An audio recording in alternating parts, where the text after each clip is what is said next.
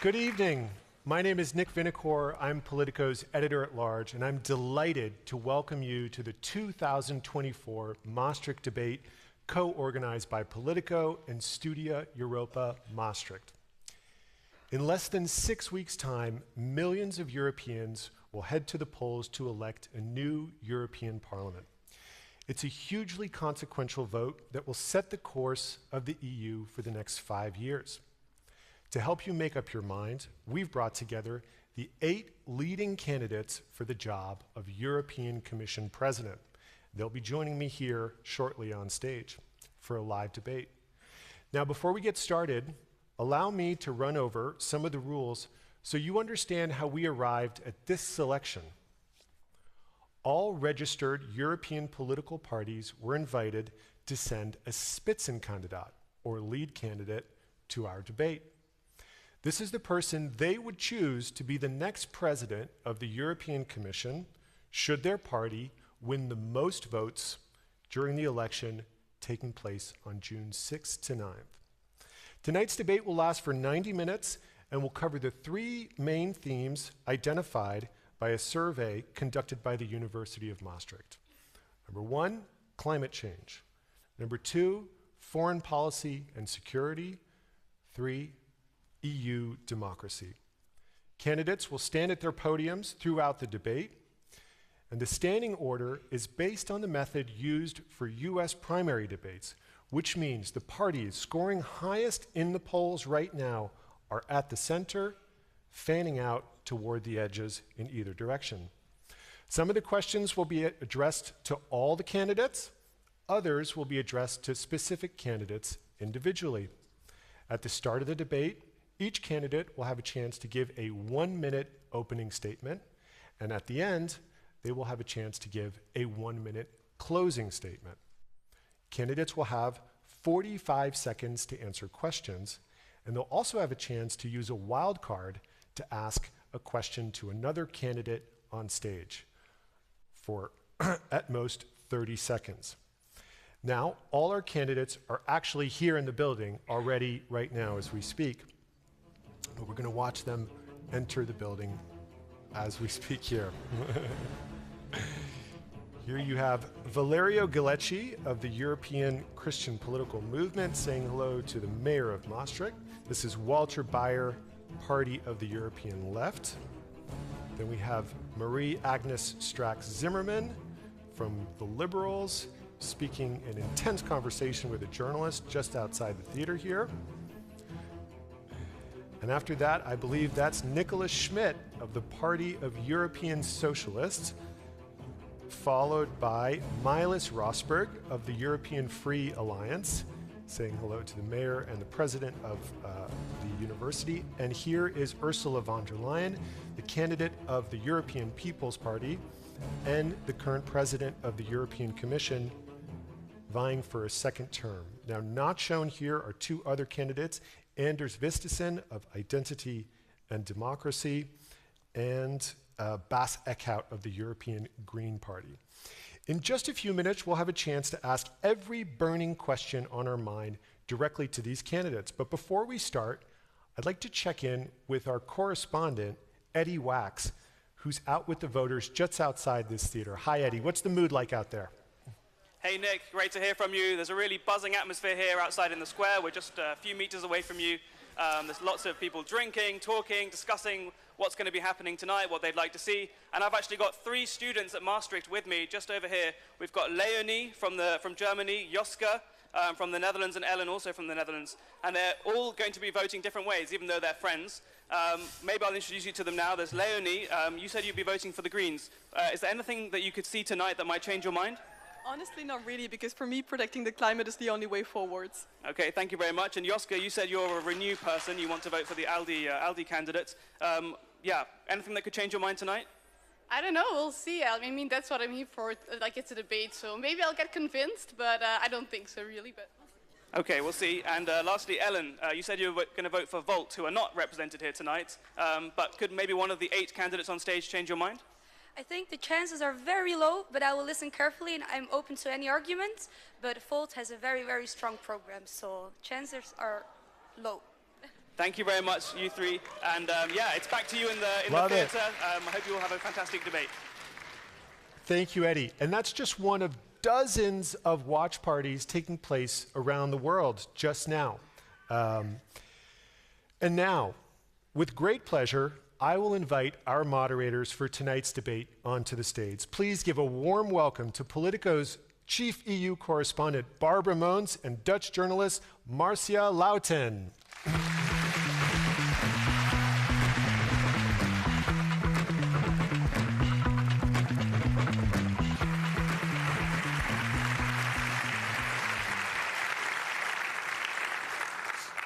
Good evening, and also from my side, welcome to the 2024 Maastricht Debate, the first debate between candidates for European Commission President.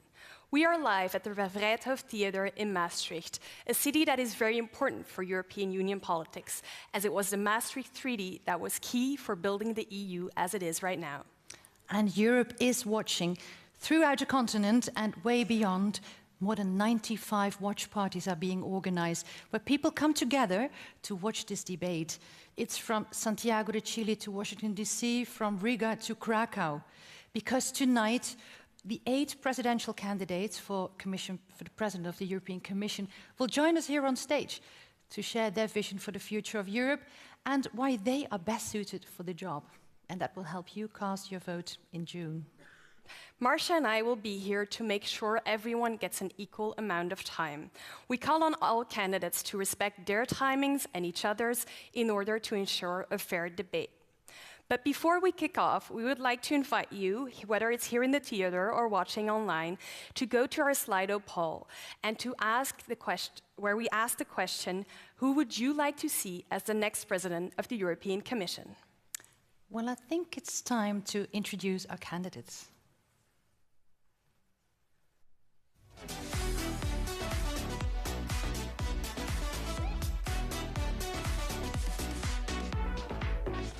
For the European Free Alliance, we have Melis Rosberg.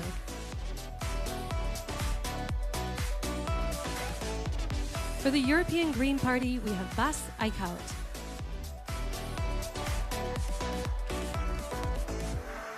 For the Identity and Democracy Party, we have Anders Vistisen. For the European People's Party, we have Ursula von der Leyen. For the Party of European Socialists, we have Nicholas Schmidt.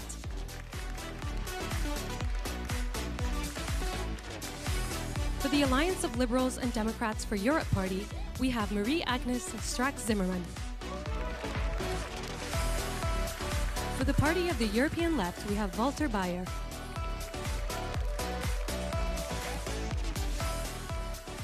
For the European Christian Political Movement, we have Valerio Giletsky. Let's give our candidates a warm welcome.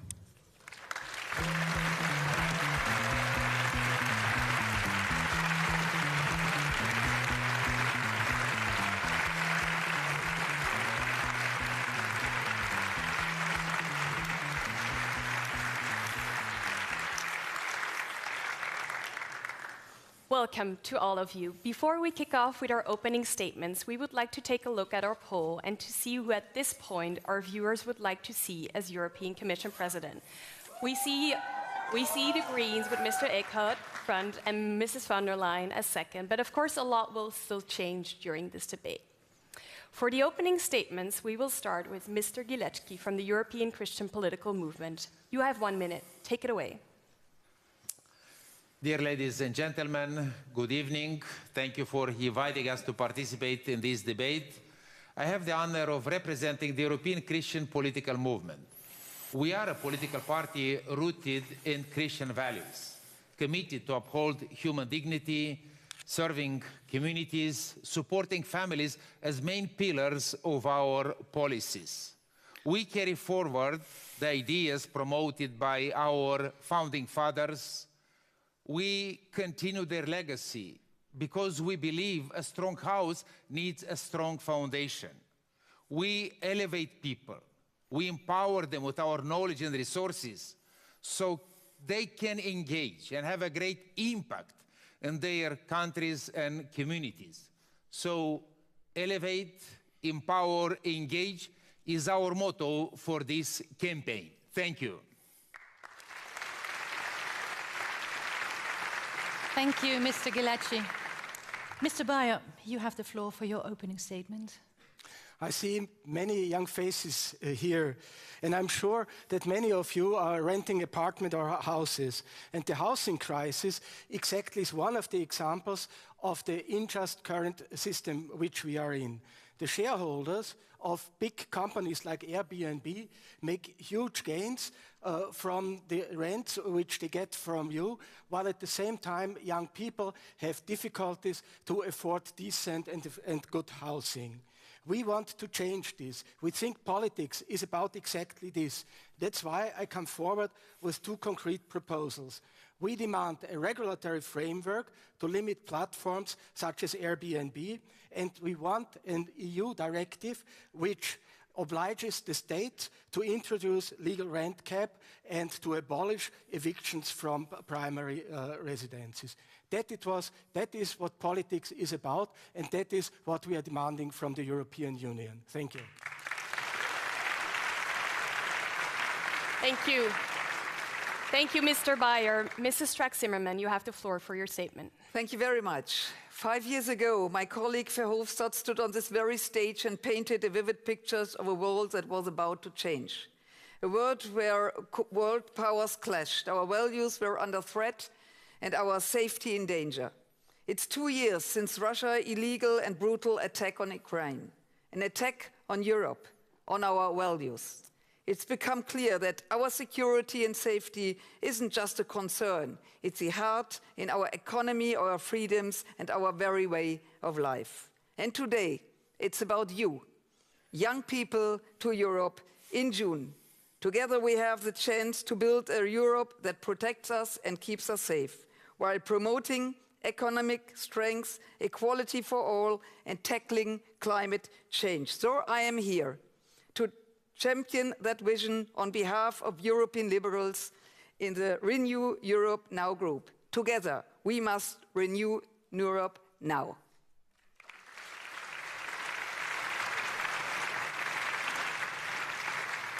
Thank you, Mrs. Strack-Zimmermann. Mr. Schmidt, it's time for your opening statement, please. Good evening. It's great to be back in Maastricht. Well, we are talking all the time about the big challenges Europe is facing. And the challenges are there about climate, about war, about cost of living, about technological changes. And these challenges finally impact the daily lives of Europeans. And that's why we need to give all Europeans the security, the feeling of security. You are the young generation, you're building your life. And what we owe you is to provide you the real security, a good job, a good environment, a good, secure Europe, fighting all those who want to destroy our democracy. That's what finally Social Democrats always have been, to give people the security, to give a good living standard, and also to make Europe strong. Strong in a world which has become much more dangerous. Thank you, Mr. Schmidt.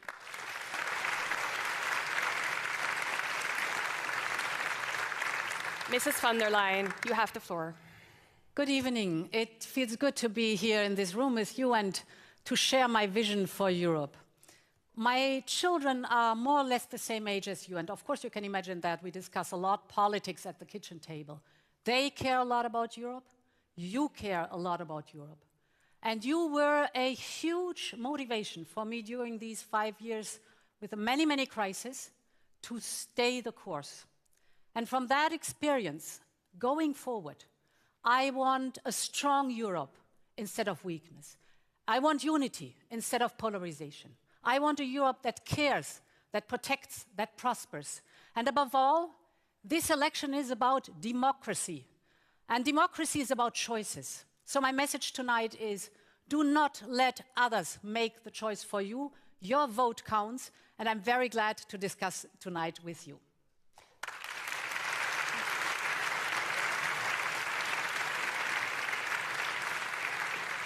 Thank you very much. Mr. Vistisen, you're next. Brussels have become a swamp where unelected bureaucrats are going to utilize their vision of a European federalized superstate. And we have to stop that. That's why our campaign promise today is that we will begin by firing 10,000 bureaucrats in Brussels. And I would like to start with you, Ursula von der Leyen. Your Commission presidency have been a disaster. On your watch, millions of illegal migrants have entered into our continent.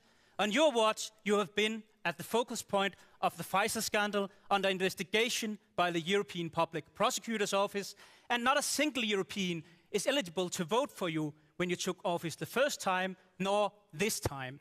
This is not worthy of a European democracy, and therefore, if it's for us in the Identity and Democracy Group to decide, you will be the first one fired after the elections.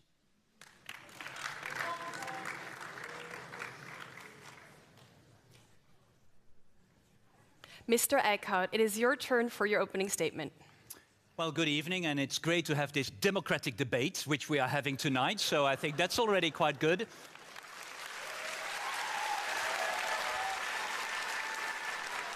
Hold on, I need my minute still, so... No, I think it's very clear where the challenges are. The challenges are very clearly, the climate emergency has not lost any of its urgency. We see rising social inequalities in our society, but we also see an attack on our democracy from outside Europe, but also from inside Europe. If you vote Green, we will make very clear what we are going to fight on. We are going to deliver on climate policies. We are going to reduce your cost of living. We are going to invest in our green economy. We will make sure you keep your freedom. And, very important, we will not bow to the pressure of populists and Putin friends. We, as Greens, stand for where we are. Choose courage, choose Green.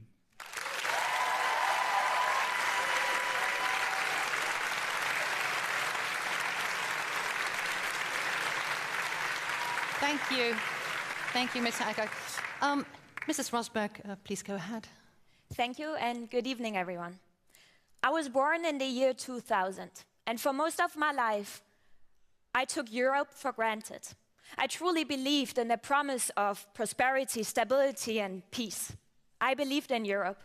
But we all know that times have changed. The promise we were given has failed. I'm standing here today because I realized that nothing can be taken for granted, and that now, more than ever, it's time to raise our voices for democracy, for minorities, and for the climate. I'm here to argue that real change is possible, that a more democratic, a more diverse Europe is possible, that the EU doesn't have to be a club of states, but should be a union of its citizens. I still believe in Europe, but I believe in a Europe where every voice is heard, a Europe that is truly united in diversity, a Europe not just for a few, but a Europe for all.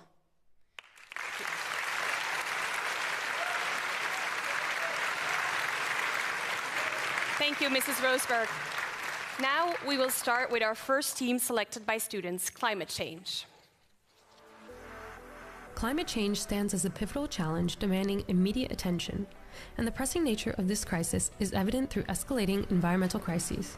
Young people across the world are leading these calls, demanding from leaders in the European Union to grapple with how best to address this crisis and how best to safeguard the planet's future.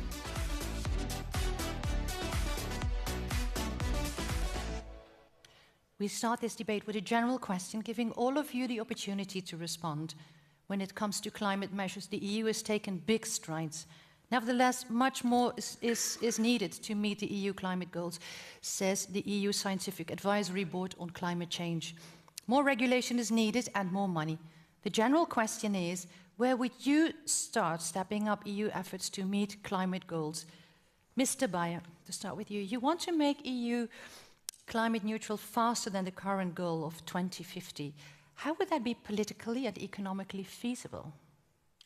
Well, there are these huge movements of young people who are going on the streets for defending the climate.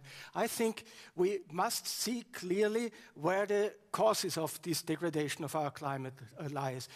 1% of the population, the rich ones, are accountable for 50% of the pollution. So hold them responsible. Who make the mess must clean it up. And it's obvious we need more money, but with austerity politics, which now is about to be introduced with the reanimation of the Stability and Growth Pact, we will never raise the money necessary. So take the money where it is, tax the wealthy, close down the tax havens, and make the wealthy pay. Thank you.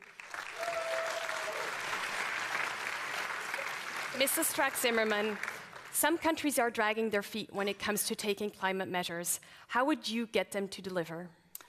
First of all, we have to know that we could do only together. This is really, really important. And you know, I'm a politician of security. And I know we have an EU mandate in the Sahel zone. And you could see, if we don't change anything, then we will have war all over the world. So we achieve a lot, but we have to do absolutely more. And we have together, and I think pro-environment together with the farmers, for example, not against, together we have to do it. Thank you. Thank you. Mr. Schmidt, your party member Frans Timmermans, he was key to the Green Deal. Now some industries and citizens feel it's going too fast for them. How do you ensure their unwavering support? Well, it's climate change that goes fast. And it would be a big mistake to slow down our fight against climate change. It's not now to introduce climate pauses, because climate doesn't pause. Now we have to be bold on what we have decided. And that's first to invest a lot in our technologies, in preventing precisely the emissions going up again. So we have to stick to our objectives.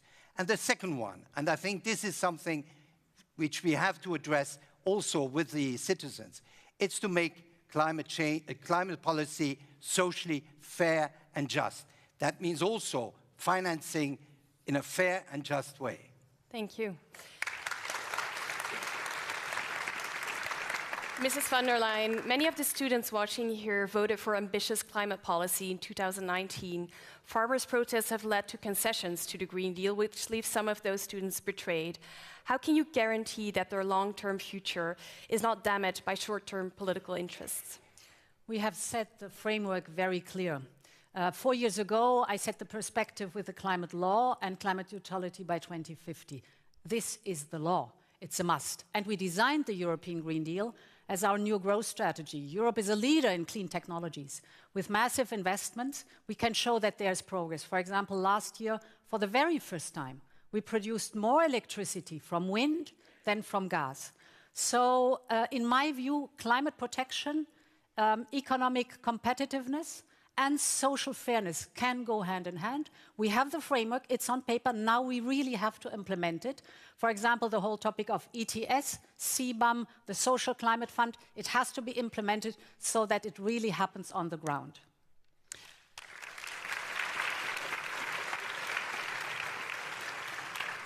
You say, Ms. von der Leyen, that there's no contradiction between the Green Deal and competitiveness, but still for your re-election you may need support from the conservative right.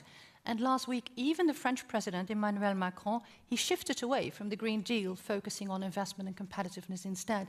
How will you ensure then that the Green Deal survives? So, I think the argument is very clear that the whole world is looking into developing the path for the clean technologies. The United States are investing massively with the Inflation Reduction Act into clean technologies. The Gulf states, sitting on gas and fossil fuels, are investing massively in clean hydrogen because they know it is the energy for the future. China is investing in electric vehicles. So for us, it must be very clear that this is the road to go. We are the world leaders in clean technologies, but we want to stay there. And this is very convincing because this is the economy of the future, where we have to really catch up with the others and be bold with our work. And therefore, it is for me also a question of the competitiveness of the European Union to go clean and to be decarbonized. Thank you. Mr. Vistesen, you say climate policy has run wild, but how will you ensure that the EU will meet its climate goals? I'm not going to. That's the simple fact of the matter. The EU policy is only doing one thing. It's shifting jobs out of Europe. It's costing our competitiveness towards Asia, towards the US. and it's making millions of Europeans experience a level of poverty and disenfranchisement with the political elite that is represented here today. So if Europe wants to really make a green transition, we have to focus on innovation and market-ready models, not state subsidies, not competing with the US over the ludicrous policy just to put state money into industry, but keeping our jobs here and keeping our inventions here in Europe to combat the climate change in reality, not just in vision. Thank you. Mr. Eickhout, the Greens have been very good at pressing for tough targets, but polling suggests that voters don't think that you are the right party to implement them. Why are people turning away from the Greens? Well, I do think that the Green Deal is not complete yet. So I think also a lot of the young voters here still demand this climate urgency. I mean, in 2019, it was Ursula von der Leyen saying, I'm going to do my man on the moon project. Just imagine that JFK, after 4 years, would have said, well, maybe halfway to the moon is okay as well.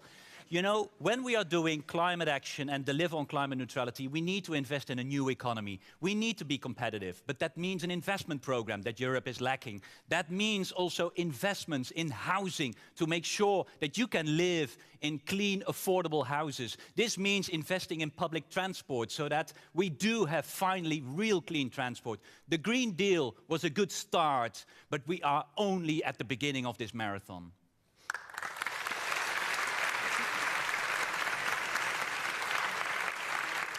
Thank you. Thank you.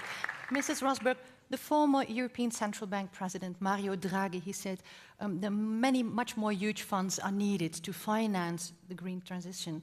Where would those funds come from, according to you? Well, first of all, I would like to start that it makes me really, really, really angry that we in this round, in general, have to discuss if the Green Deal should be kept alive or if we actually going to follow what we agreed on. And I think it's an insult to all these young people, to me as well, that some people on the stage are actually saying that climate protection is not needed. You're playing with our future. You're playing with our hopes. Well, And now an answer to the question, please. Yes, sorry. Well, I believe that we have a lot of potential in the region still. I don't see that the European Union is fully integrated. We want to revitalize regions and the outermost areas in the European Union, and in that way make sure that we get the full potential out of the single market, and that way also we'll have more resources to pay for climate change and climate protection. Okay, thank you. Mr. Ghilecci. Recent scientific reports are warning for a lack of preparedness when it comes to stop global warming. How do you explain this negligence to our European audience sitting behind us? Well, in accordance to the Christian worldview, we believe that nature was created by God, and we as human beings are called to protect it and to preserve it for ourselves, for these young people, their children, and future generations. So it's an important topic that we need to look at, but at the same time, we need to be aware that climate change has costs and consequences, but so do climate policies. And we believe in a balanced approach between preserving the nature and flourishing people or well-being of people. So we believe in policies that will have this balanced approach when it comes to climate change. This is our position as a European Christian political movement. Thank you. Thank you. Thank you all for your answers. We will now listen to a pre-recorded question from our audience. After 4 years of hard negotiation to get us a Green Deal, we saw in a couple of days some measures for sustainable agriculture being withdrawn. My question to the candidates is, are you ready to provide the European farmers with a long-term vision for the 2030 next years? And what is this vision? Mr. Eickhout, to start with you, you want to spend 10% of the EU budget on restoring biodiversity. We can read in your manifesto. How would you finance that, and would you spend less on, say, defense or agricultural subsidies? No, I think you have to be very honest. Europe will have a lot of investments that we need to be ready for. So we are very clear as a Green Group saying we need a European investment fund. We need more sovereignty as Europe, and that also means investments from the European level so that we can invest in our economy, in our transition of our economy, also in our social welfare state, because otherwise, and that is really the problem, everyone tonight will do a lot of promises about spending. But then at the same time, they are voting in the European Parliament for going back to austerity, cutting on our expenditures. So we have not learned from the euro crisis. We are at the front of a austerity 2.0 again, whereas Europe needs investments for our nature, but also for our farmers and for our economy. So this needs to be the decade of investments, and I expect from the other candidates to now really finally come up with a European investment program. Thank you. We turn to Mr. Gillespie again. You call for a reform of the EU's agricultural subsidies. You want to give the power on agriculture back to member states. How do you avoid this undermines the EU's single market? Well, we believe in a single market, but at the same time, we believe in the sovereignty of states, and we believe that there are competencies that are not to the European institutions, but they belong to the member states. So when it comes to farming or it comes to agriculture, I would like to reiterate what I said just a bit earlier. We believe in a balanced approach. We need to have this balanced approach if you don't want to have people left behind, if you don't want poverty, if we want people to flourish and we want people to be prosperous, we need to have these balanced policies driven by data, driven by science, based on facts, not driven by ideologies. It's our conviction that with balanced policies, we will be able, as I said, to take care of the nature, but also of the well-being of people, in this case, of farmers. Thank you. Thank you, Mr. Gillespie. Mrs. von der Leyen, we have seen in the past years your tremendous and unwavering support for Ukraine. But nevertheless, the EU has weakened its support for Ukraine farmers. And the Polish and French farmers who are blocking the streets of Brussels, pouring manure on the sidewalk, do they eventually matter more than the Ukrainian farmers? No, not at all. It is important that we find the right balance. But let me first of all say one word to the European Green Deal and its financing, because I'm sobered to see that there is not the knowledge out there that we have the next generation EU and we have the EU budget. 655 billion euros are ready for being invested in the European Green Deal. So I think this is a good news and we should really share it with each other. Now, what Ukraine is concerned, we have to, and the farmers in the frontline states, we have to be very careful that Putin is not wiping off Ukraine from the map. We have to help them. That's what we did with the solidarity lanes. But our farmers also feel the pressure of the Russian war. Energy prices up, fertilizer prices up, pressure on the market. So what we have to do is make sure that there is a licensing system so that there's a balance and that the Ukrainian grain goes out to the countries in the global south that are waiting for the Ukrainian grain. And I think we are able to find this balance, help Ukraine, support Ukraine, help our farmers in the frontline state, and bring the grain to where it is needed. Thank you.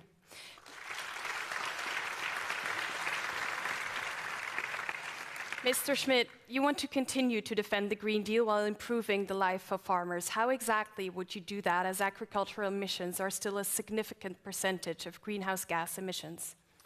Well, farmers need a safe environment, natural environment. There is no farming if we cannot preserve the safety of our environment. And that's why we have to associate farmers in implementing the Green Deal. And by the way, farmers have protested because sometimes they have the feeling that their work is not respected. Their work is not really paid at a decent level. And it's about income. It's about fair prices for their products. So I think here we have to reflect on the way how the future of agriculture policy will go and associate it absolutely with our efforts to make other farmers also actors in the area of implementation of the Green Deal. Thank you, Mr. Schmidt. While while the EU is moving to a green transition, the challenge is to keep all citizens on board. And we continue with some specific questions on this. Mr. Bayer, as you started saying in your opening statement, you want to enshrine affordable housing in EU law. What do you want the EU to do to ensure that affordable housing?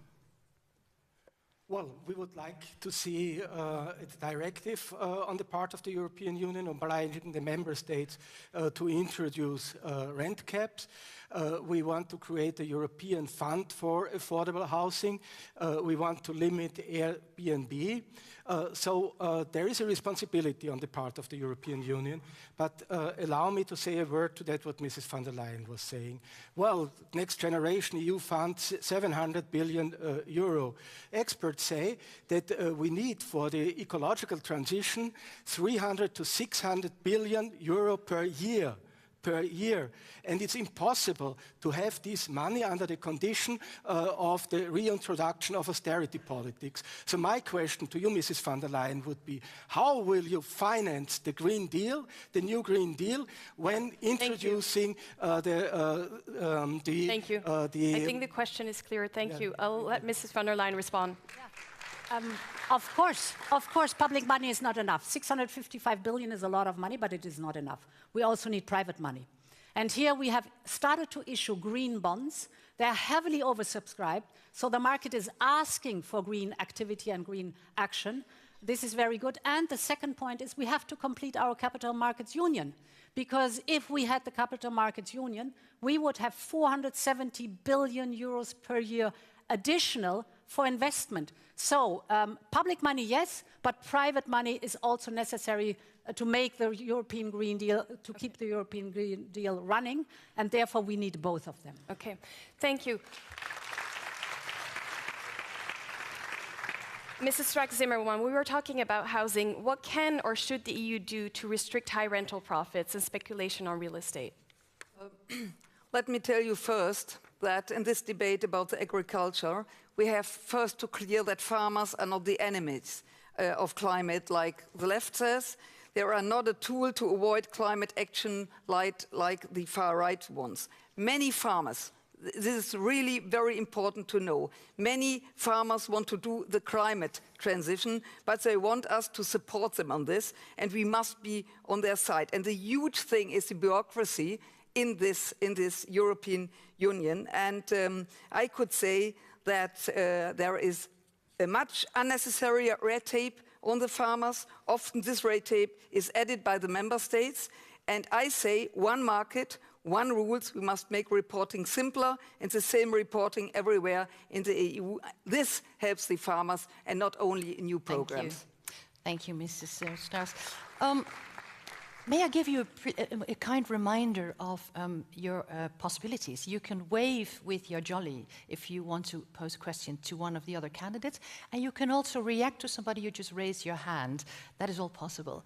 Mrs. Rosberg, to continue. Competitiveness comes to the fore as a core issue for the next European Commission.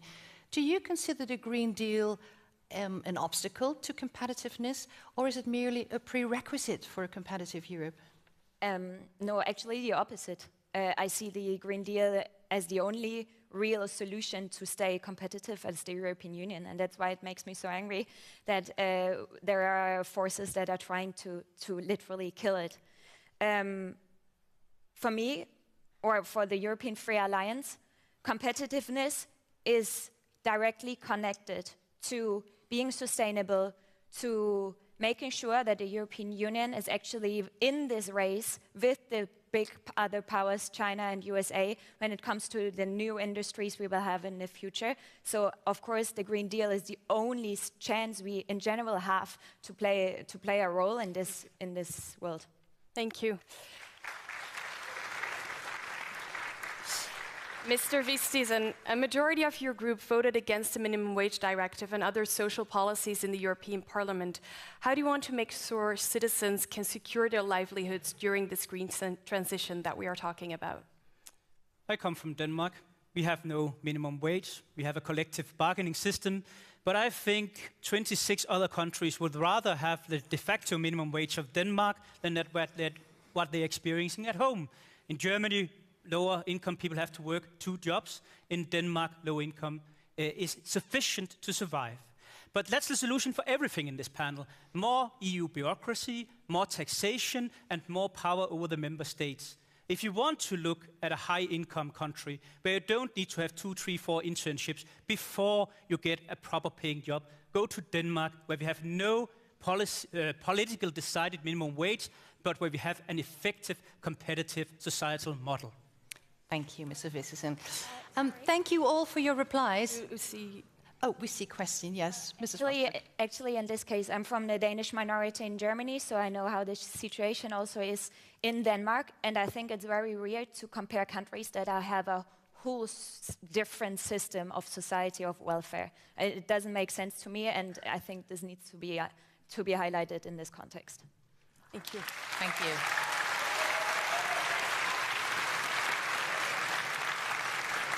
Mrs. von der Leyen. I want just to add to the topic of competitiveness and the European Green Deal. The European Green Deal is not a problem of competitiveness. On the contrary, it's the solution for the competitiveness of our economy. Because what hinders our economy? It's the lack of skill, for example. It's the lack of digitalization. It's high energy prices. And if you want to get the energy prices down, you have to invest in renewable energy. Renewable energy is homegrown, good jobs at home here, and it lowers the prices. So the European Green Deal is the solution for the competitiveness of the European economy. Mr. Eickhout. I'm happy to hear that, because we were discussing agriculture, and unfortunately, Madam von der Leyen, what we have seen is that you are lowering and really watering down the Green Deal for our farmers, as if green policies are the problem. The real problem of our farmers is they don't have a decent income. The profits go to the agro industry, they go to the supermarkets, they determine the prices and not the farmers. If you really want to help the farmers, you need to do something about our market model where the farmers are paying the price. And instead of that, you are pretending to help them by just removing some green policies. That is scapegoating green policies over the back of the real concerns that the farmers have.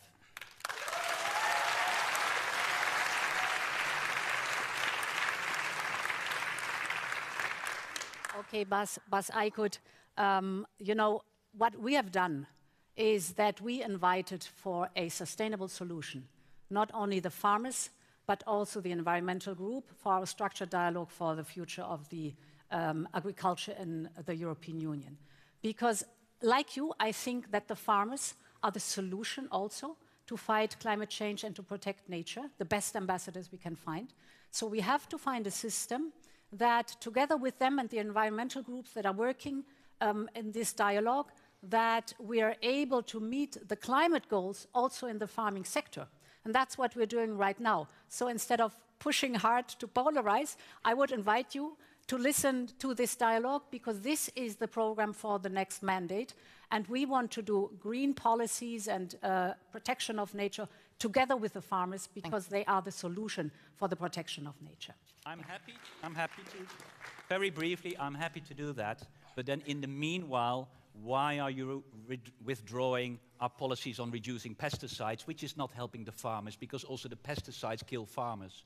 Why are you lowering all the green demands that we have for our agriculture policy so that they even just get money for free? You are at the same time lowering the green standards while we are doing this dialogue. That's maybe not the way to go. Can I answer? Is it possible? I think we have to wrap up this team, yeah, but we will continue to discuss each of these policies. One more answer. We will. Yeah. If you can make it a short answer, I try hard. So, what have we done? We had asked initially the farmers to have certain crops on their land. They had to take photos and send these photos back to those who control the farming. So what we've said is, for those who have less than 10 hectares, so small farms, we trust you. We don't want the controls anymore, we trust you. And with that, we reach 65% of the farmers, but only 10% of the European land. So a solution where we give trust to the small farms and where we reach our climate goals. Thank you. Thank you for this passionate debate. But let's move on quickly to our second theme, which is also very urgent. We're going to talk about foreign and security policy. Europe's foreign policy has been particularly challenged by the illegal invasion of Ukraine by Russia. Important concerns of young citizens pertain to Europe's responsibility in promoting peace and preserving stability in a region plagued by conflict and tension.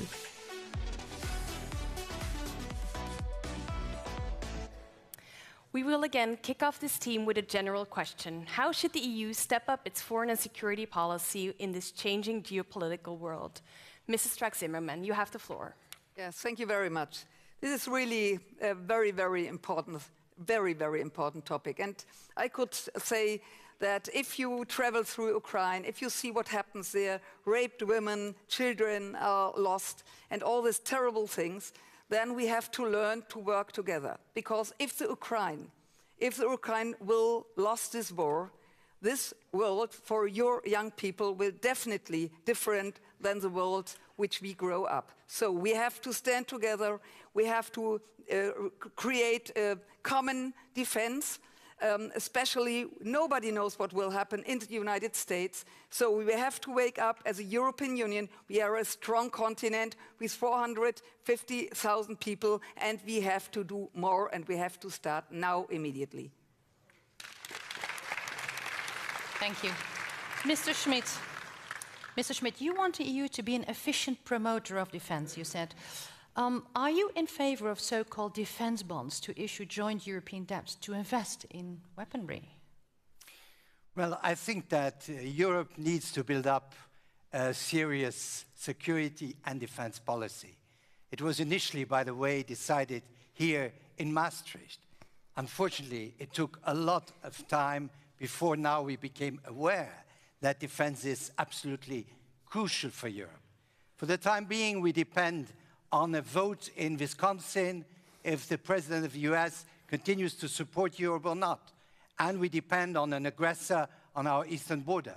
So I think defense policy has to be a core issue, and it has to be financed. And that's why I think we need a special defense fund, but we need also more integration, more cooperation, more common purchases of all kinds of military equipment. Thank you. Mrs. von der Leyen, you advocate for a defense commissioner for more investments on defense. How do you respond not only to Mr. Vistisen next to you, but also to several European capitals who are concerned about a European Commission power grab? So, by being very clear, we have the member states' responsibility, that is, for example, the organization of the troop, the deployment. So all these topics are member states. But the single market, the industry, that is European Commission competence. And the defense industry then is also European Commission competence.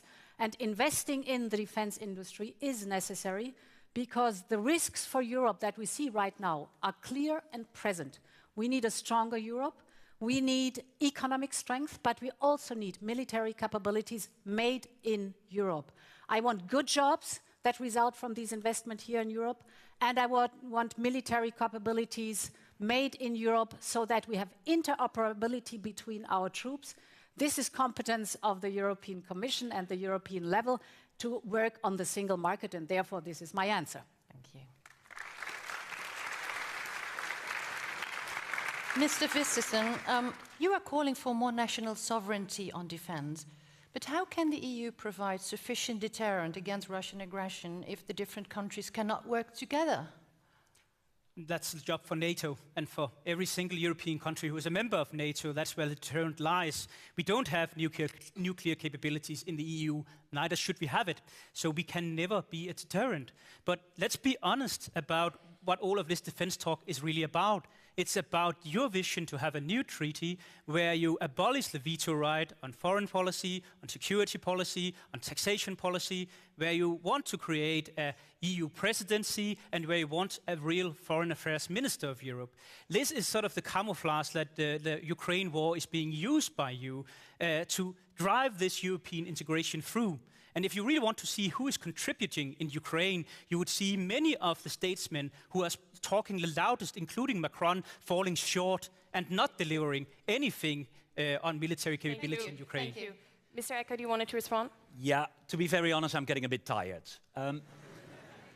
We are having here a person that is standing there on behalf of the ID group.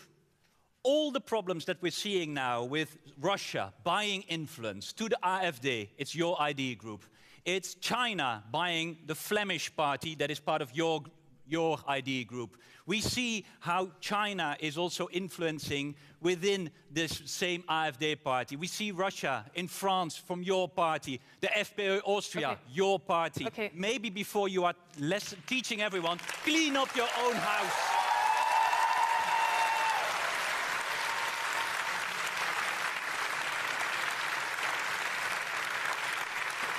Thank you. I assume you want to respond? And before that, we were seeing. Before that, we were seeing Qatar buying off your parties. We were seeing Morocco buying off your parties. Can you answer to the questions? We were seeing a high level of corruption all across the European Parliament. And nobody has been more vigorous in wanting to implement stricter rules than the ID group. And if there is a criminal case against any member of the ID group, we will take it seriously. But when there is a criminal case against the Commission President, you want to re-elect her. That's the difference between your hypocrisy and our right to rule. Mrs. Strack-Zimmermann, you wanted to react? May I disturb your discussion? You have definitely more experience in European Union. So my question, where are you the last years? I have no discussion in the European Parliament about the situation, and we have to do it now, and maybe somebody could explain me, where are you? It's nearly too late, because if we don't do more, absolutely more for Ukraine will lose this war, and this would be a catastrophe for the whole world, not only for Europe.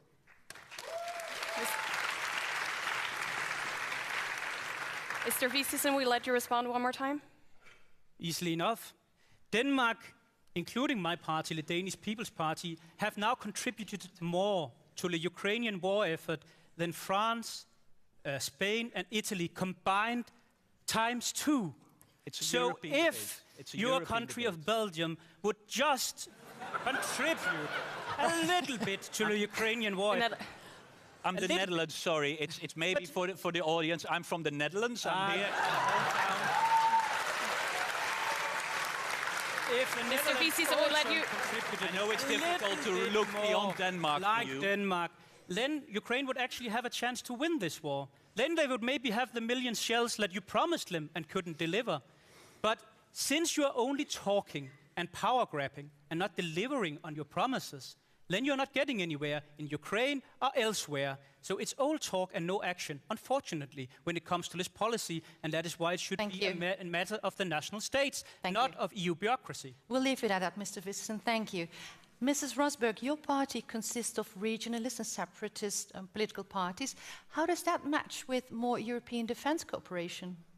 Well, first of all, we are the party defending the rights of the national minorities and stateless nations in the European Union. And we are a pro-European party, and for us, subsidiarity is very important. What we see is we want to do policies as on the lowest level as possible, but there are things like minority rights or climate change that needs to be handled on the European level. Where we see a problem with a common defense currently is that we cannot even agree on a foreign policy. So we don't really understand the question of common defense if we already struggle to, in general, speak with one language in the world. Thank you. Mr. Gielecki, we move to you. To the same topic, several candidates argue we should have a more European security approach. You argue the opposite. If Europe is divided, how can it compete on the world stage? Well, since we are talking about countries of our origin, let me tell you where I am from. I'm from the Republic of Moldova. And Moldova was probably the first country after Ukraine who felt the consequences of this aggression. And I have to say that we in Moldova, and I believe Ukrainians, they are very grateful for the help that was offered to them. We need to support Ukraine. This war needs to be won by democracy, by freedom. So this is why we need this cooperation. Yes, we as a party are aware that NATO plays a very important role, but also as an European Union, we can cooperate together to defend our fundamental values, speaking now about Ukraine. Thank you. Thank you. Mr. Bayer. Mr. Bayer, the European left wants to end the ongoing arms race and says it's in favor of peace negotiations between Russia and Ukraine. What would that look like? Would that be Ukraine giving up territory to Russia? First of all, we condemn, like everybody here seems to be, we are condemning the Russian aggression. But what we think is that after 500,000 deaths, and in a situation where it seems that there will be no solution on the battlefield, it's now time to come up with a political solution. And secondly, what I don't like in this discussion is that everybody argues as if this was the only war in the world. I ask you all here, what about Israel? You are right. You are rightly putting sanctions on Russia for committing the war crimes which it does. But when will you put sanctions on Israel?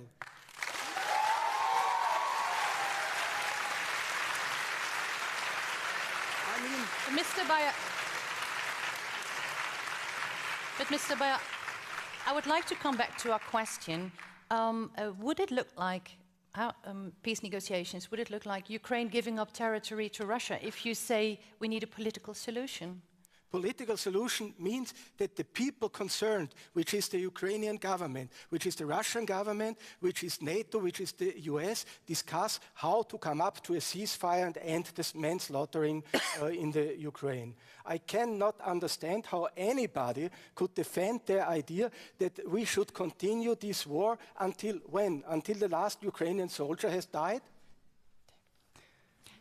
Mrs. von der Leyen, please. I'm getting tired of hearing that because, I mean, beg your pardon, but I have been 7 times in Ukraine. I've been in Bucha. I've seen the body bags. If you want to end this war, Putin just has to stop fighting. Then the war's over. And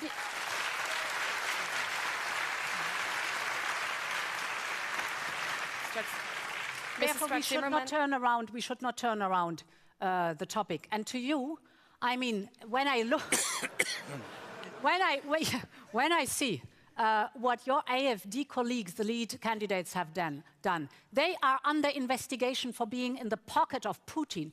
And if you look at the electoral program, you will see that it echoes the lies and the propaganda of the Kremlin. So clean up your house before you criticize us.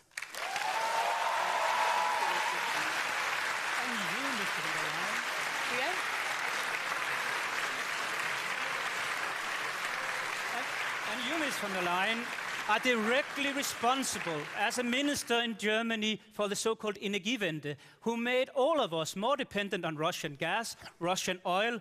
When I was chairing the AFET committee in the European Parliament during that time, all of your colleagues from your party, from the SPD, came and told us there was nothing to be afraid of from Putin. You could trade with him. Gerald Schröder was a decent guy who was heading this private company. Big mistake. So big yes, mistake. we all have skeletons in the Ukrainian debate, but we have stood firm in the Danish People's Party on this issue for much longer on Russia, on China, than you ever did in German politics. So let's go back, compare our record. I'm not afraid of that, Ursula, because we have been on the right side of history. You have been in Germany on the wrong side when it comes to China, when it comes to Russia.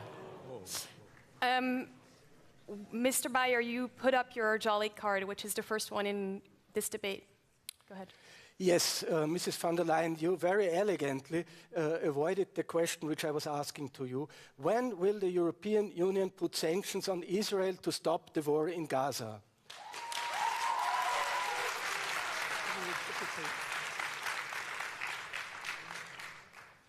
I have been in the kibbutz Kfar Aza right after the attacks, and I've seen the bodies.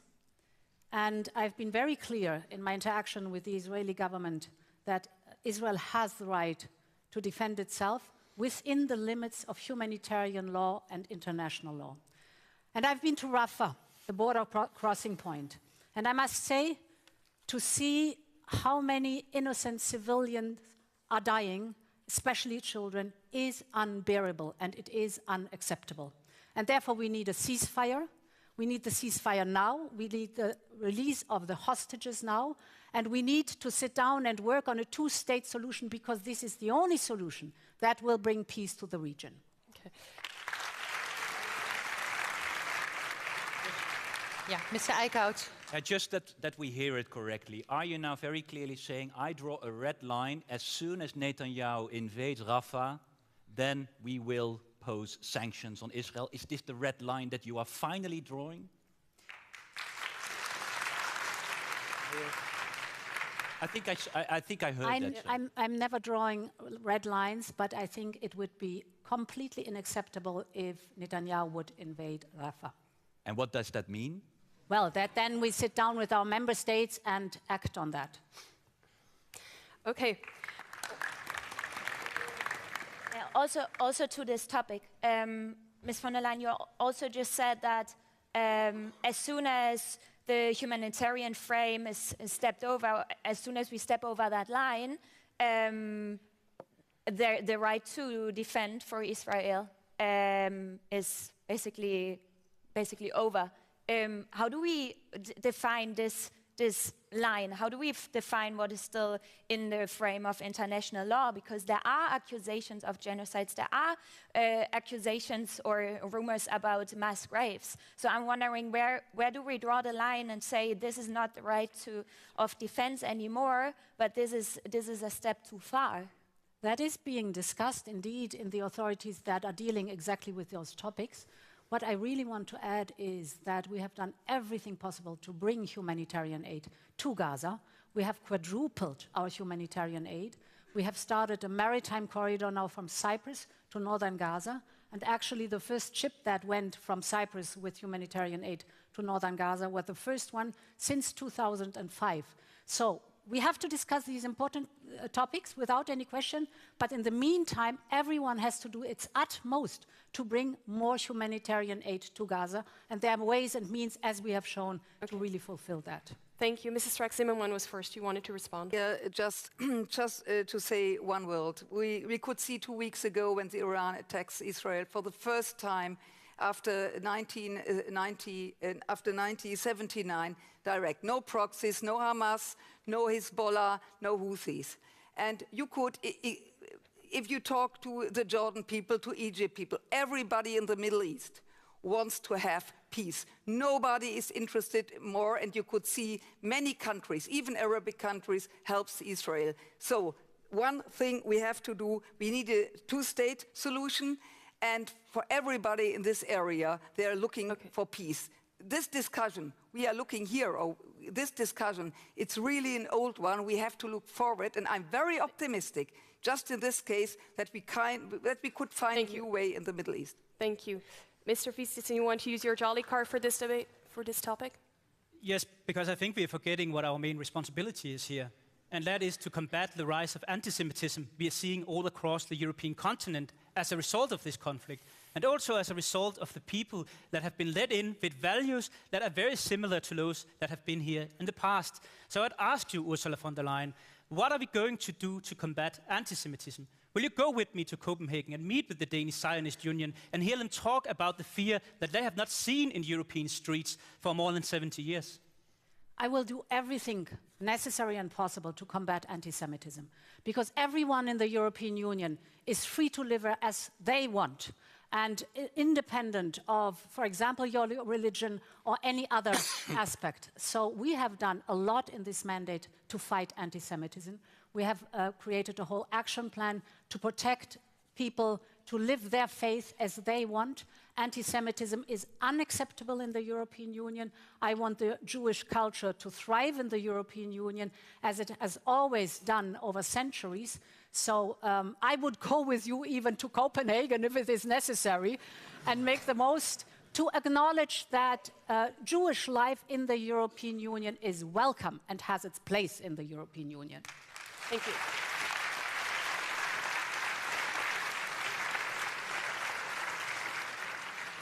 Mr. Bayer, you were waiting to give a reaction. Yeah.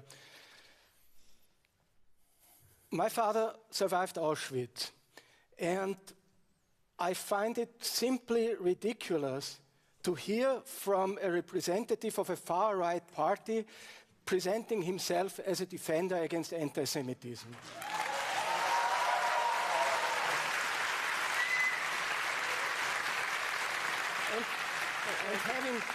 And having said this, Mrs. von der Leyen, what you say is extremely unsatisfactory. We have now 35,000 deaths in Gaza, and you tell us you will discuss with your friends what to do if, under certain circumstances, you would do this or that. Unacceptable from my point of view. For the people in Gaza, now every day is a 7th of October. We must stop this, and we want the European Union to take action and not tolerate this going on further. Thank you. Mr. Vistisen, we'll give you a chance to respond to this before we move on. So let's join me in Copenhagen, where the head of my list is a Holocaust survivor, where he was saved by the evil right-wing Danish resistance to Sweden, as we saved 95% of our Jewish population in Denmark. Friends from the left to the right did that. I'm very proud of that. And I hope that we can use those examples in European history to now save our Jewish population. But from the extreme left, we are seeing and hearing anti-Semitism this day, also in the European Parliament, and I find it despicable. Okay, thank you. We will now look at a question from the audience to move on to our next questions. Hello, my name is Christelle Saval and I'm the president of the Young European Federalists, Jeff Europe. Together with Make.org, we launched this huge consultation across the EU asking young people what they want for the future of Europe. We gathered more than 5,000 proposals, 1.5 million votes, and one of the 15 proposals there's consensus on, the Agenda of Hope, is strengthening EU voice in diplomacy. So what are your plans to do this? To change the treaties, remove the unanimity principle, and move towards a more united foreign policy that we all need? Mrs. Strack-Zimmermann, you want to get rid of this principle where each European country can veto decisions on foreign policy. How will you convince Hungarian Prime Minister Viktor Orban to cede his veto power? Okay, I just understand not every word what she said. It was very fast. Sorry about it. Maybe you could repeat it what she said. The main thing was indeed how can we be more efficient in our foreign policy discussions when it comes to EU policy, for example, getting rid of the unanimity principle. Okay. Yes, of course, we have to, I mean, we are living in a democracy, and it's not absolutely, you couldn't explain to nobody in Europe that there's one country stop everything in the European Parliament. And for the first, we have to change this principle. Majority is majority, and you could see with Hungary what happens that once they could stop everything. And I tell you, from my view, it's really strange that Viktor Orban went to the toilet for 10 billion euro because nobody wants that he tells us that he don't want to help the Ukraine. And I think we have to do a lot. Majority is majority. Thank you. Mr. Ghiletti, how will you ensure that Europe remains united in the wake of international security threats? Well, Europe can and must stay united in front of these threats. But I believe, if we come to this question, that at the same time we need to convince each other. Our unity is in diversity. Our unity depends on how we are able to build bridges, to cooperate with each other. If we want to twist the hand of somebody, I don't believe this is sustainable. This is just a moment, but we think of the future. So for us, it's very important to stay as long as needed, but to find solutions, to find that common ground, and to keep Europe united in diversity, as we have the motto for the European Union. Thank you. Thank you. Mr. Bayer, in the past, the European left has had a long ideological link with the Chinese Communist Party. How would Europe navigate China's increasingly assertive behavior on the world stage? Well, China is a huge country, and we don't have special relations or special discussions with the Chinese Communist Party. We say it has to play a constructive role when it comes to climate change, when it comes to ecological transformation, and when it comes to maintaining peace. And yes, we would see also China influencing Russia to stop the aggression in the Ukraine. But that's not a matter of ideology. That's a matter of real and practical politics. And I would wish that the European Union would be more actively trying to convince all parts of the global south, including India and China, for a peaceful and ecological responsible policy. Thank you. We now want to turn to another hot topic in EU's foreign policy, and that is migration. Mr. Eickhout, you oppose the EU's migration deals, which they have struck with countries such as Tunisia or Egypt. A majority of Europeans do, however, want more controlled migration. So how would you tackle this? First of all, I have to say that I have a bit of a problem that the organizers have put migration in a corner of defense and security. That is, to me, a problem.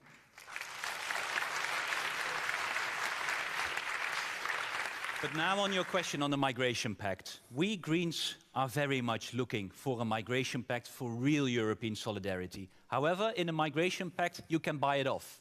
You just can pay money in order not to take any refugees. Children will be detained at our borders. We will lower the standards. We are basically solidifying We know your criticism, but what would you do? Well, as long as we are not making sure that we are standing up for our human rights and that we are really creating European solidarity, there is no European solution, and that's where we stand for. Thank you. Mrs. von der Leyen, we've read your party manifesto, and it says you want to seek third country migration deals similar to the UK's Rwanda plan. How far can the split stretch between respecting human rights on the one hand and responding to calls from the right? First of all, you did not quote from our program because the word Rwanda is not in. And this is UK, and we have nothing to do with it. But you're proposing something that very much goes in line towards the UK left the European Union, let them discuss their issues, we discuss our issues. We have fulfilled our international obligation, and that's very important. In the past, we fulfill them today, and we fulfill them tomorrow. This is absolutely necessary, the Geneva Convention, the European Convention. But I think it is also in order to say that we Europeans are the one who decide who comes to the European Union and under what circumstances, and not the smugglers and traffickers. I think this is also important. And therefore, the agreements with the third countries, for example, Tunisia or Egypt, is investing in their economy, investing in the education system to create legal, safe pathways for people to come, also for protection, but not let not define the smugglers and traffickers who comes to the European Union and under what circumstances. Thank you. And a kind reminder to respect the time. Mr. Wies, ideas voted against the EU's migration pact because it's not tough enough on migrants. It is, of course, easy to shout from the sidelines. How would you deal with this thorny issue if you were in charge? With the only effective way that have been proven, the Australian model. To say that if you try to enter into Europe illegally, the only thing you can be certain of is that you'll have no residency here on this continent. But we can begin much easier. If you just implemented the policies of Denmark, a European Union membership country, then the number of asylum seekers in Germany would drop 90%. The number in France would drop 80%. So the only thing we need to do to solve the migration crisis is political will to do so. Unfortunately, the ID party is the only one represented today who wants to deal with illegal migration in an efficient manner, not just talk about it forever and ever while millions are coming illegally to this continent. Okay, thank you. Mr. Schmidt, some of your party members are criticizing the EU's migration deals, whereas on the other hand, some are implementing much stricter migration policies. Take Denmark with a socialist prime minister. How would you address migration policy if you were Commission President? Well, first, I think migration has been transformed into a toxic subject by the extreme right. It has become a major issue, always dividing our society on this topic. Second is, obviously, and I agree with Madame von der Leyen, that we have really to fight smugglers, This is clear. That's why we have to improve our measures to control our borders. Third is about the humanity and human rights, because this is fundamental. We are Europe. We are finally, the center of Europe are our human values, our human rights. And the third is about procedures. If people are there for months and years, how can you send them back? So return is the other side of the coin, and that's why we have to activate, we have to better organize, we have to give people also the chances. And we have not talked, by the way, about legal migration, because Europe needs legal migration. We're going to stop you there. Thank you very much. Mrs. Roseberg, you wanted to... Yeah, I find it very interesting that in this context it has not been mentioned that actually, and also the far right in this context, you don't want people to come to Europe, but you're also against one of the main reasons why people actually are coming and will be coming in greater amount in the future, and that's climate change. Okay. Thank you very much for your answers. We will now turn to our third and last theme for tonight, EU democracy. The European Union's effectiveness in multi-level governance has come under intense scrutiny in recent times. Young citizens associate themes such as democratization, legitimacy, transparency, and economic and social justice with discussions around reforming the EU to better serve its diverse member states, while fostering trust and transparency among citizens. In this theme, democracy, we will consider three threats to European democracy. First, foreign interference. Second, mounting pressure on the rule of law. And three, threats coming from new technology. And to kick off this section, we would like to ask the candidates how the EU can protect itself against foreign interference. Mr. Schmidt, to start with you. The European socialists have been hit by investigations into members of your group for allegations of corruption by foreign countries. How will you restore the trust of European voters? Well, I think we have taken all the measures, really, to fight all kinds of interferences or corruptions. This was a case, indeed, and we have excluded all the persons who have been involved in it. This was a special case. Now, we see that there are systematic interferences, systematic influences, and it has already been said, especially on the extreme right, where we see that these parties are financed by Putin. They are really encouraged by Putin to support also his policies of aggression. So I think we have to be clear. We have to show what happens. In the European Parliament, there is now a committee dealing with these interferences, and I think this has to be made public, and we have to fight any problem with interferences. Thank you, Mrs. von der Leyen. Throughout your campaign, you've been criticizing the far right when it comes to foreign interference, but shouldn't the EU have been more alert, more prepared? Yes, of course. I mean, when you have 27 member states and 450 million people working together, it's not all perfect. So let's work on that one. But I think it is very important that we should not be distracted from the real problem, and these are the proxies of Putin, who try to destroy the European Union from within through disinformation and for polarization. And we see an example here tonight. So we have to be very clear that we are not willing to accept any kind of interference. And there we also have to make sure that the cyber interference is being controlled. But it's a tough fight. And I want to be very clear. We will not allow that you destroy the European Union. We are stronger than you, and we will fight your interference with all means.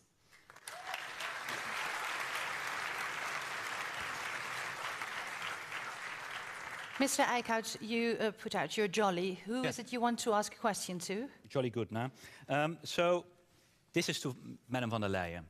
You have been very clear, and where we can really agree on, you said, I will in the future only work with parties that are pro-Ukraine, pro-democracy and pro-Europe. But every time when you then gave examples, you always talked about the party of Mr. Vistisen. So you only mentioned ID. I think our voters need to be clear, where do you stand on ECR? Where there is a Vox, where the leader of Vox is saying, you know, the best times of Spain were under Franco. Or where you have Le Reconquête from France, Zemmour, who said, we need a French Putin. Okay. Or the PiS party from Poland, where you froze also money, European money. So apparently they are a threat for democracy. It's time you are clear that you are not going to cooperate with ECR. Yes, you are.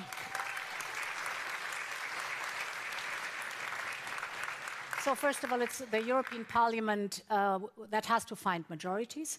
You are mentioning peace where we froze the money, you are right. Now we have the Tusk government, so we were able to de-block the money because they fulfilled the conditions. Actually, this is the same with Hungary. Hungary, there are certain obligations if you want to access the European funds. Hungary did not fulfill these obligations, so we have frozen money. We were able, because Hungary did some of the reforms that were necessary, then to de-block the 10 billion. For Hungary, 2/3 are still blocked. So in these respects, we are dealing with the rule of law. The rule of law is important for us, the institutions, but it's also important for the members. I think the question was, are you open to cooperation with ECR in the next mandate? It depends very much on how the composition of the parliament is and who is in what group. What? Thank you. That was clear. Mr. Vistisen, we'll come back to your jolly, Mrs. Strack-Zimmermann. Mr. Vistisen, what is your response to the accusations of Mrs. von der Leyen, and especially, may I put it in the light of the recent allegations of Chinese espionage by staff members of your party? Not by my party, it's a personal staff member, but my response is the same, whether socialists take money from Morocco, whether Mr. von der Leyen have dealings with Pfizer, or whether people in my group have problems with corruption. You have to combat it, you have to fight it. But what you're doing is that you're making equality between legitimate criticizing a federalist European Union and misinformation. I have not conducted misinformation today. I have debated open and freely, and you didn't want me on this stage. The organizers had to think very long and hard whether my voice would be heard at all on this stage. So I'm not the enemy of democracy, free debate, and freedom of expression. That's you when you talk to the Czech giants to limit my freedom of expression based on my political opinions. Thank you. Your time is up. We've got two jollies, I'm sorry. Mrs. Strack-Zimmermann, who do you want to ask a question to? Yes, I want to ask Ms. von der Leyen. Von der Leyen, you know Maximilian Krah, he's a member of the European Parliament, and he's a Spitzenkandidat from the AfD. For all people, it's a right-wing party in Germany. It's really a pleasure to meet them. And so my question is, we know, or nearly we know, that he is a spy. He has an employee working for China. He has a colleague. Your question? My question is it, maybe I understand it wrong, are you really sure to work together with Maximilian Krah and all these people from AfD when they come back to the European Parliament? A definite no. These are the compatriots of him. So, and indeed. I know. And indeed. But that are the friends of you. Yes, so but it's very important. No on my side. But it's if very I was not important. clear enough, now you hear it very clearly. And yeah, as we have no time, I will not go in depth. No, but I think your answer was very clear. Yeah. Thank you very much. Okay. Mr. Schmidt, you were also... But it was very important to answer very clear, because it must be clear that the Conservatives never work together with the right wing in Europe. It's really, really important to know it. Mr. Finally, I was a bit astonished by your response, saying it depends on the composition of the European Parliament. Exactly. That was something a bit strange, because values and rights cannot be divided according to some political arrangements. Either you can deal with the extreme right because you need them, or you say clearly there is no deal possible because they do not respect the fundamental rights our Commission has fought for. And we have fought, for instance, for LGBTI rights. Okay. We have fought for equality, media freedom. And I see in some countries where the extreme right, ECR, by the way, is in power, they do not respect that. They are already abolishing these rights. And your so I think that this has to be precise.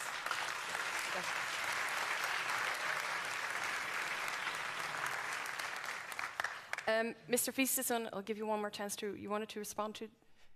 It's just a very strange question, because I remember a time where a socialist president of Malta, and prime minister of Malta, had journalists who were killed, and there was not a sufficient investigation. I remember you were sitting with the now prime minister of Slovakia as well. No. And It seems like there's a double standard on what you are accepting. And it seems like you want to label all Europe's problems on me, and I can bear it. But you're the one who have been in charge. So if things are running so poorly and so bad, try something else.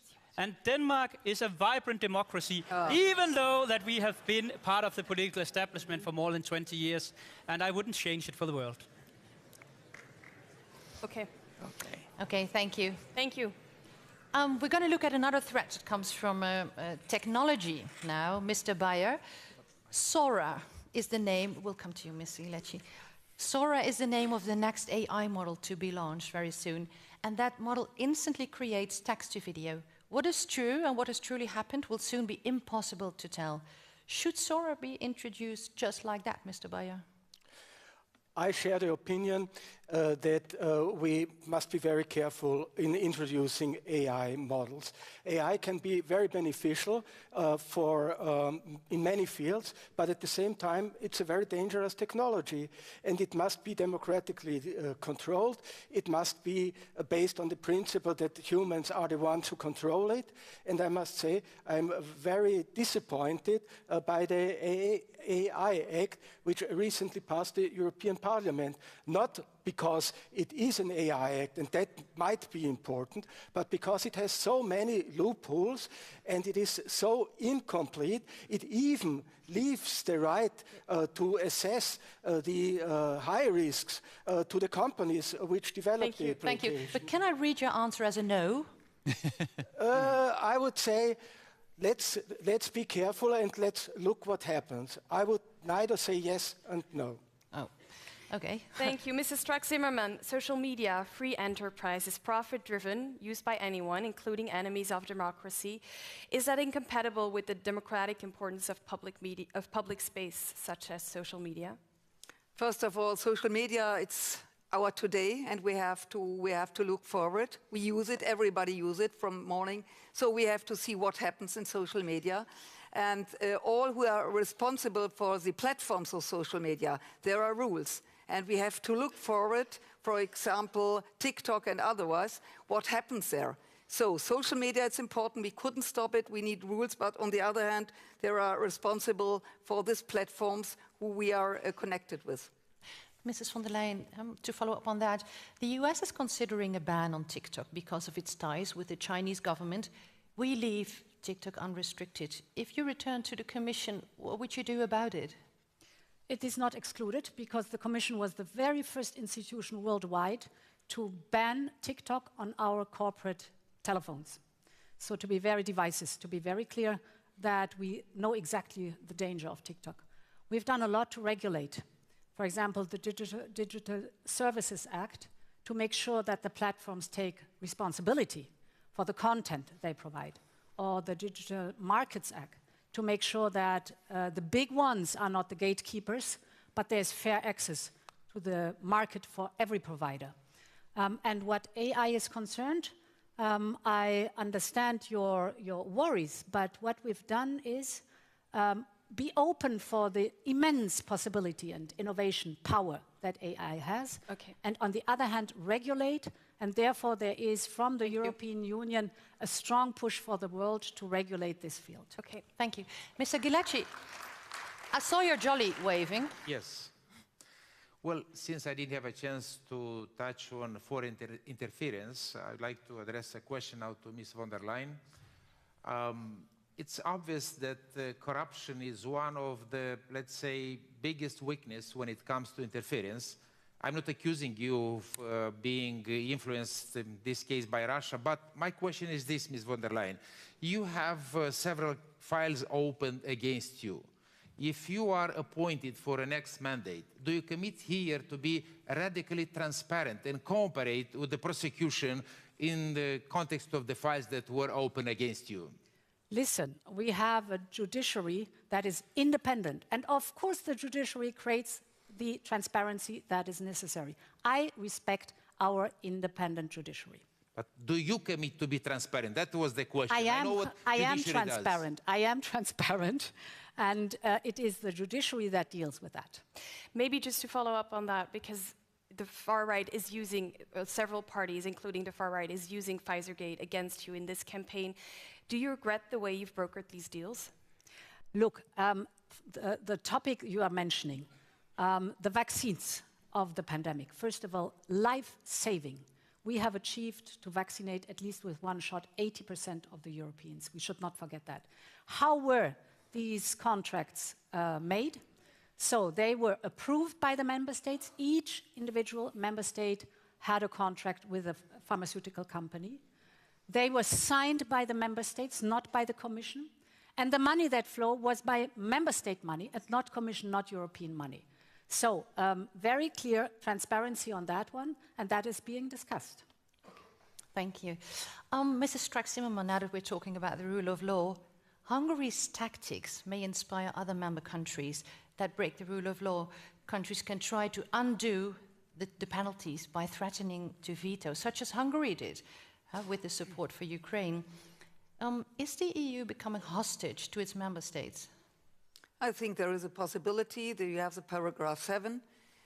So there is a possibility to explain this, for example, Hungary, that if it's, if it's, how could I say, the rules of law in their own country, and it affects the whole European Union. And so you have to tell them if they don't stop it, then you could use the paragraph 7 to say there's no possibility for Hungary, for example, to vote anymore in the EU. And I think we have to be really strong in this case. Otherwise, we lost this really free and independent European Union.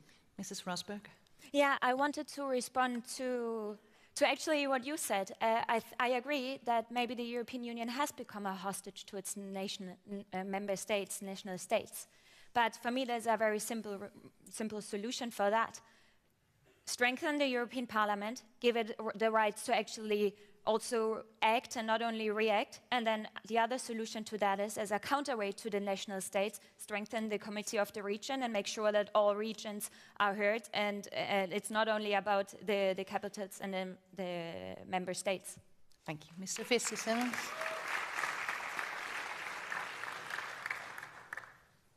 Yep, but I think, again, the fundamental problem here is it's a power grab. You want to have more legislation, but at the same time, you want to abolish the veto right, but you also want to enlarge the European Union with countries that have a far worse track record than Orban Hungary. So it doesn't add up. Even the chairman of the council was saying that he wanted the enlargement before 2030. I think he's been a little bit more reluctant to repeat that since. But when you're talking about 8 to 10 new member countries with a worse track record than what we know today, you are gambling with rule of law. And nobody wants to debate that because it's become a holy cow that you cannot debate the merits of this enlargement. Thank you. Mr. Ghilecki, fundamentally the EU is a democratic peace project. But nevertheless, we saw this rule of law dismantled in Poland, in Hungary, and now under threat in Slovakia. How can the EU better protect itself and its rule of law? By respecting the rule of law. So when we have a rule of law, we need to enforce that rule of law.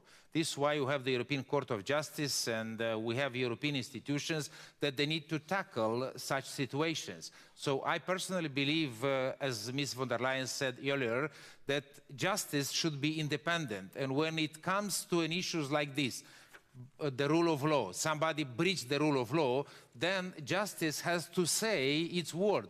Who is guilty, who broke the rule of law, and what should be the sanctions for the breaching the rule of law. So again, we cannot invent anything else that we already have here in place in every democratic countries. You have justice, you have judiciary, that they decide who broke the law and who not. Thank you. You will barely believe it, but it takes us to the end of our debate. We would now like to invite our candidates for closing statements of no more than 1 minute. We're going to start with you, Mrs. Rosberg. You have 1 minute. Take it away. Well, actually, I want to use this time to ask you here on stage one last question, and that is what you see when you look around in the room. Because what I see are 1,000 young people with dreams and hopes and imaginations of how their future will look. I will not become the next Commission President, and I will also not be an MEP. But most of you will. And I need you to remember this view. I need you to remember that when in power, you're not just deciding directives and regulations, you're deciding about the future of our generation. You're deciding Whether we protect our democracy or walk into chaos, or whether we let borders unite us or we let them divide us. Those are the choices you need to make. If I could, I would know what I would choose. But most of all, I would choose a Europe our generation is proud to belong to.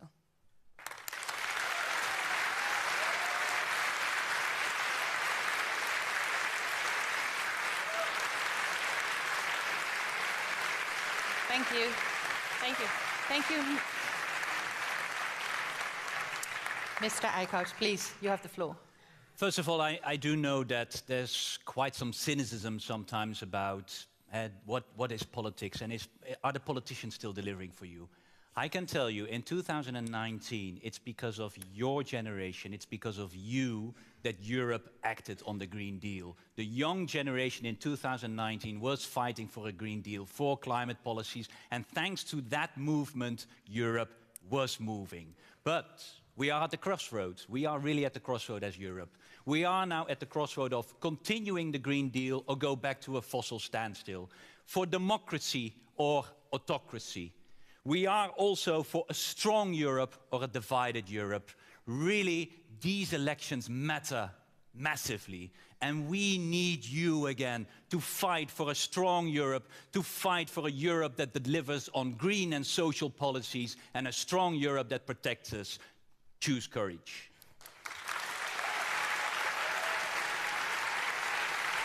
Thank you. Thank you.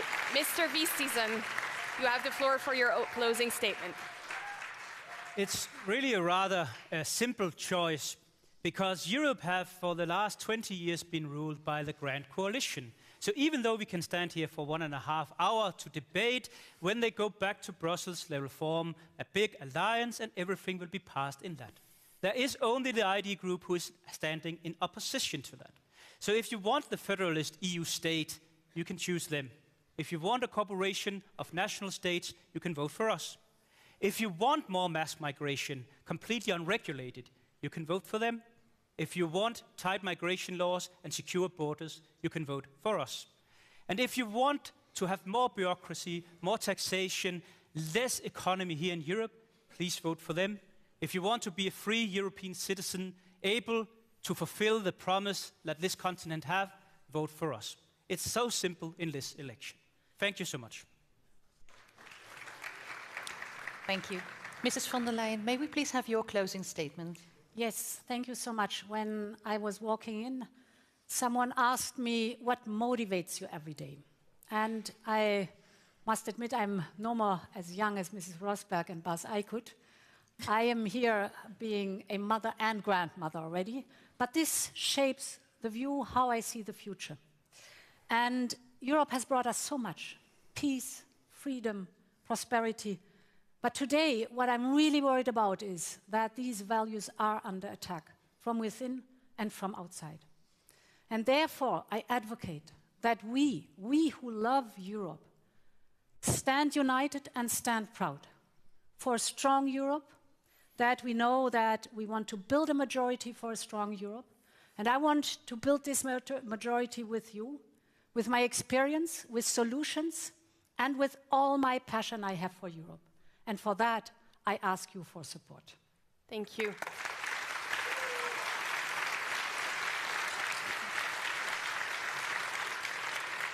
Mr. Schmidt, it is your turn for your closing statement. For Social Democrats and for myself, Europe needs courageous solutions. We need to be bold on industry, we need to be bold on defense, we need to be bold on fighting climate change. But also, we need to be bold on social justice. We need to combat poverty. Too many people at risk of poverty in our union. That's why we defend a strong welfare state in the European Union. We will promote investments, and that's why we need the adequate resources at the European level. We want to have decent housing, especially for young people. And investment in youth, investment in your presence, not just the future, is absolutely indispensable. And that's the Europe we want to build together. Together for hope, together for a democratic Europe, together for a strong Europe.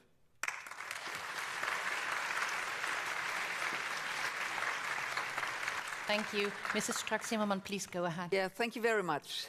Today we debate several important issues, and I believe security was key. Our prosperity and well-being depend upon it. EU challenges need a unified approach, from addressing climate change to promote economic growth while bringing everyone along. Security has taken various forms: defense, personnel, climate. But let me be clear, when I speak of security, I'm talking about your security in all senses, not about the job security of us here on stage. Many of you will soon probably vote for the first time. My hope is that tonight's debate has inspired you to raise your voices. Let's optimistic fuel your commitment to our liberal, secure version for Europe. A Europe where my grandchildren, where you, can flourish in safety, prosperity and freedom. Thank you very much. Vielen Dank.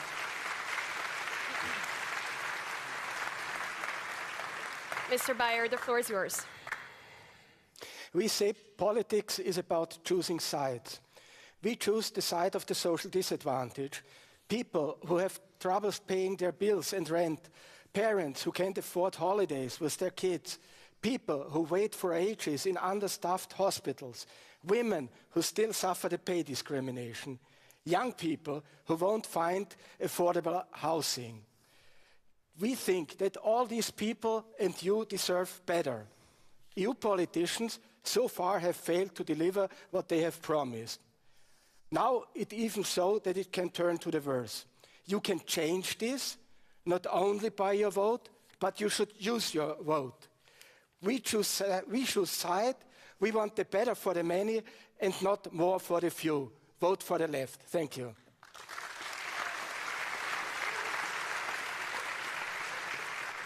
Thank you. Mr. Ghilardi, you have the final word. I was born and grew up in the Soviet Union. Half of my life I spent in the Soviet Moldova. Looking back and realizing that I'm here tonight, I can say that even in my wildest dream, I couldn't see that a former Soviet soldier would stay tonight in Maastricht in this free debate. But this proves that our dreams can become a reality. And I will encourage you to care for your fundamental freedoms. I am a blessed father of 3 children. My oldest son is here, and a grandfather of 7 children. But I care for Europe, for the future of Europe. And I believe that ECPM candidates, they deserve your vote in these June elections. So I encourage you to support them with their vote because they are defenders of these fundamental freedoms. And it is my prayer that God will bless Europe. Thank you.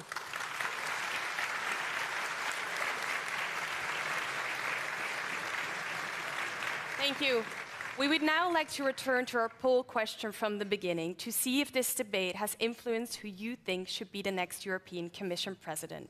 You can return to Slido to cast your vote and make sure that you are in the post-debate room. Well, meanwhile, we would like to say a huge thank you to our candidates standing here. We look back on a meaningful and a passionate debate. We would also like to thank our audience in the room and online. And thank you to our dear partners, the Maastricht University, the City of Maastricht and the Province of Limburg, as well as Studio Europa Maastricht and Politico. Thank you. Now let's take a final look at your votes. It seems that Bas Eickhout is still the winner after the debate with even more.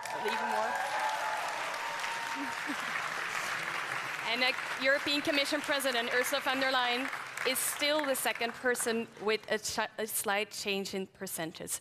But of course, a lot can still happen between now and the elections. So to wrap up, we want to urge you to make sure to cast your vote between June 6 and 9. Thank you very much.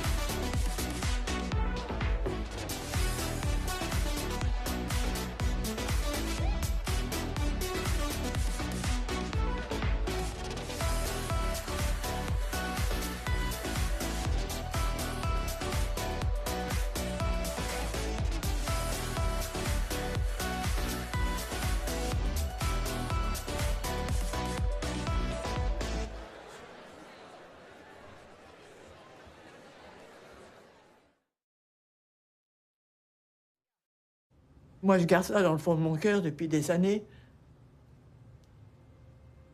J'y pense tous les matins, mais j'en parle pas.